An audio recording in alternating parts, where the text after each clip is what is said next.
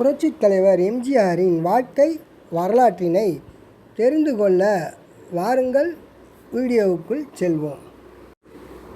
கணக்கு கேட்டார் வள்ளல், கட்சியை விட்டு விலக்கியது திமுக. 1971ஆம் ஆண்டு தேர்தல் வந்தது. திமு கழகத்திற்காக அண்ணா தோற்றுவித்த கட்சிக்காக தமிழகம் முழுக்க சூறாவளி பயணம் மேற்கொண்டார் எம்ஜிஆர்.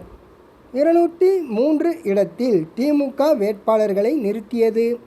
184 வேட்பாளர்கள் வெற்றி பெற்றனர். சென்ற தேர்தலில் 51 வேட்பாளர்களை பெற்ற காங்கிரஸ் கட்சி இந்த தேர்தலில் 201 இடங்களில் நின்று வெறும் 15 இடங்களை மட்டுமே வென்றது. சென்ற தேர்தலில் 137 இடங்களை பெற்ற திமுக இந்த தேர்தலில் 184 இடங்களை பெற்று உயர்ந்தது. எம்ஜிஆர் அவர்கள் மறுபடியும் பரங்கிமலையில் நின்று வெற்றிக்கனியை பறித்தார். கட்சியில் எம்ஜிஆருக்கு எதிராக சிலர் எழுந்தனர். எம்ஜிஆரின் வளர்ச்சியை அவர்களால் ஜீரணிக்க முடியவில்லை. கலைஞரிடம் அவரை பற்றி புகார் கூறினர். கட்சியில் ஊழல் பெருகிவிட்டதை அறிந்து எம்ஜிஆர் வேதனை அடைந்தார். மக்கள் சேவையே மகேசன் சேவை என்று சொன்ன அண்ணாவின் கட்சியில் உயர்மட்ட ஆட்கள் லஞ்சம் ஊழலில் திளைப்பதைக் கண்டு குமரினார். மேலும் கட்சியில் வரவு செலவு கணக்குகளை முறையாக வழங்கும்படி கட்சி பொதுச் செயலாளரும் முதல்வருமான கலைஞரிடம் கேட்டார் எம்ஜிஆர். கட்சி பிரச்சனைகள் இடையே அவர் 1971ஆம் ஆண்டு குமரிக்கோட்டம், ரிக்ஷாக்காரன், நீரும் நெருப்பும், ஒரு தாய் மக்கள் ஆகிய படங்களில் நடித்தார். ரிக்ஷாக்காரன் படத்தில் அகில இந்திய அளவில் சிறந்த நடிகருக்கான பாரத் பட்டம் வழங்கி மத்திய அரசு அவரை சிறப்பித்தது. தமிழக அரசும் சிறந்த படம் என பரிசு வழங்கியது. கலைஞர் தன் மகன் மு.க. முத்துவை கதாநாயகனாக களத்தில் இறக்கினார். முத்துவின் முதல் படத்தை துவக்கி ஆசீர்வதித்தவர் புரட்சித் தலைவர் எம்ஜிஆர். எம்ஜிஆருக்கு எதிராகவே தன் மகனை கொண்டு வந்ததாக சிலர் சொல்வதும் உண்டு.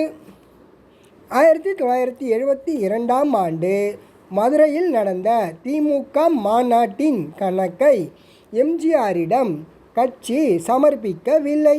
சில வாரங்கள் கழித்து எம்ஜிஆர் வசூலான தொகையை கேட்டார். கலைஞர் 1 லட்சம் என்றார். எம்ஜிஆரோ 6 லட்சம் வசூலானது என்றார். இந்த தொகை வேறுபாட்டால் இருவருக்கும் கருத்து வேறுபாடு உண்டானது. மேலும் கலைஞர் தன் மகனின் பெயரில் ரசிகர் மன்றங்களை துவக்க ஏற்பாடு செய்தார். கலைஞர் ஆட்சி அண்ணா ஆட்சியாக இல்லை என்றார் எம்ஜிஆர். ஏழை மக்களின் முன்னேற்றத்திற்காக துவக்கப்பட்டது திமுக. ஆனால் ஏழைகளை பற்றி கண்டுகொள்ளாமல் இருப்பவர்களுக்கு சேவை செய்கிறது என்றார். இருவருக்கும் விரிசல் அதிகமானது. மக்களின் கட்சி மகாராஜாக்களின் கட்சியாக மாறிவிட்டது என குமரினார் எம்ஜிஆர். தனக்கும் கட்சிக்கும் நடக்கும் பிரச்சனைகளை கவனித்தபடியே 1972ஆம் ஆண்டு நல்ல நேரம், ராமன் தேடிய சீதை, அன்னமிட்ட கை, நான் ஏன் பிறந்தேன், இதய வீணை என 5 படங்களில் நடித்தார். இதில் அன்னமிட்ட கையை தவிர மற்ற படங்கள் யாவும் 100 நாட்கள் ஓடின. 8/10/1972ஆம் ஆண்டு திருக்கழுகுன்றத்தில் மாபெரும் கூட்டம் எம்ஜிஆர் தலைமையில் நடந்தது. அக்கூட்டத்தில் எம்ஜிஆர் பேசும்போது கட்சியின் கணக்கும் கட்சியின் முக்கிய பதவியில் உள்ளவர்களின் கணக்கும் வேண்டும். கட்சியில் சாதாரணமாய் இருந்தவர்கள் பதவிகளை பெற்ற பின்னர் பங்களா, கார்கள் என வாங்கி குவித்திருக்கிறார்கள். எனவே கட்சியின் முக்கிய பதவியில் உள்ளவர்களின் கணக்கை சமர்ப்பிக்க வேண்டுமாய் வலியுறுத்தி கேட்கின்றேன் என்றார். கலைஞர் உடனே உயர்மட்ட குழுவை கூட்டினார். கட்சிக்கு களங்கம் விளைவிக்கும் விதமாய் எம்ஜிஆர் பேசி வருகிறார்.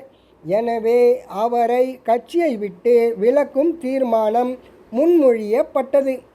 கட்சியின் பொதுச் செயலாளர் நெடுஞ்செழியன் மற்றும் 29 நிர்வாக குழு உறுப்பினர்கள் எம்ஜிஆரை நீக்கும் நடவடிக்கை ஒப்பந்தத்தில் கையொப்பம் இட 10/10/1972 அன்று 1953 முதல் 1972 வரையில் சுமார் 20 ஆண்டுகள் திமுகவின் வளர்ச்சிக்காக தன்னை அர்ப்பணித்த எம்ஜிஆர் நீக்கப்பட்டார். அவர் நீக்கப்பட்ட செய்தியை பட ஷூட்டிங்கின் போது அறிந்து கட்சியின் கணக்கை கேட்டதற்கு நீக்கமா? அறிஞர் அண்ணா இருந்திருந்தால் இந்த நிலை ஏற்பட்டிருக்குமா என்று மனம் குமரினார் எம்ஜிஆர். தன்னால் வளர்க்கப்பட்ட கட்சி தன்னை விலக்கிவிட்டது. எம்ஜிஆர் கட்சியிலிருந்து விலக்கப்பட்டார் என்ற செய்தியை கேட்ட அவரின் ரசிகர்கள் மாநிலத்தின் பல பகுதிகளில் இருந்து அவரை பார்க்க தலைநகருக்கு பறந்து வந்தனர். தலைவா, புதிய கட்சியை தொடங்குங்கள், உங்களுடன் நாங்கள் இருக்கின்றோம் என்று குரல் கொடுத்தனர். சிலர் எப்படியாவது எம்ஜிஆர் கலைஞர் இருவரிடமும் பேசி ஒன்றாக்க பாடுபட்டனர். ஆனால் இயலவில்லை. புதிய கட்சியை ஆரம்பிக்கும் எண்ணம் இல்லாமல் இருந்தார் எம்ஜிஆர். காரணம், கட்சி விலக்கியதை கண்டு மனம் உடைந்து இறந்தார். அவருக்கு அண்ணா, கலைஞர் மற்றும் முக்கிய தலைவர்களோடு பழகிய நாட்கள் படமாய் ஓடின. நான் என்ன தவறு செய்தேன்? என்னை கட்சியிலிருந்து நீக்குவதற்கு தனிப்பட்ட முறையில் கருணாநிதியின் சொத்து கணக்கையா கேட்டேன்? கட்சியில் உள்ள முக்கிய உறுப்பினர்களின் சொத்து கணக்கைத்தானே கேட்டேன். எனக்காக கேட்கவில்லையே.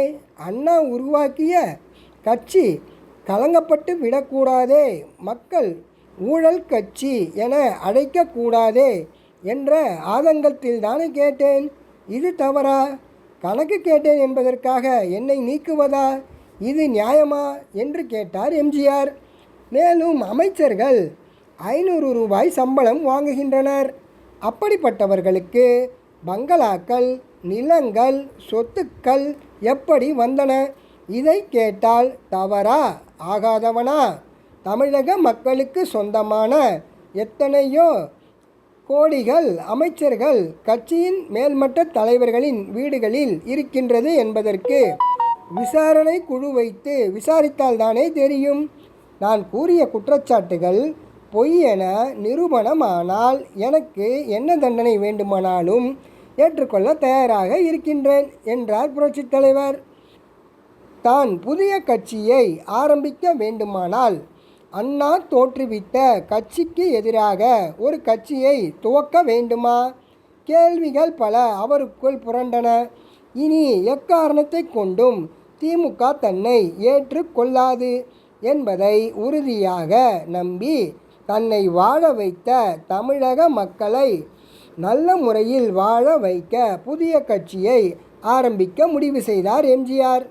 அவரை விலக்கிய சில நாட்களில் திமுகவின் முக்கிய தலைவர்களான கே.ஏ. கிருஷ்ணசாமி, கே.ஏ. மதியழகன், நாஞ்சில் மனோகரன் மற்றும் சில சட்டமன்ற உறுப்பினர்களும் எம்ஜிஆரிடமே வந்து சேர்ந்தனர். எம்ஜிஆரை கட்சியிலிருந்து விலக்கியதை மூதறிஞர் ராஜாஜி கண்டித்தார். மேலும் சில முக்கிய தலைவர்களும் கலைஞர் தவறு செய்துவிட்டார் என்று கூறினர். எம்ஜிஆர் இல்லாத திமுக உயிரில்லாத பொம்மைதான் என்றனர்.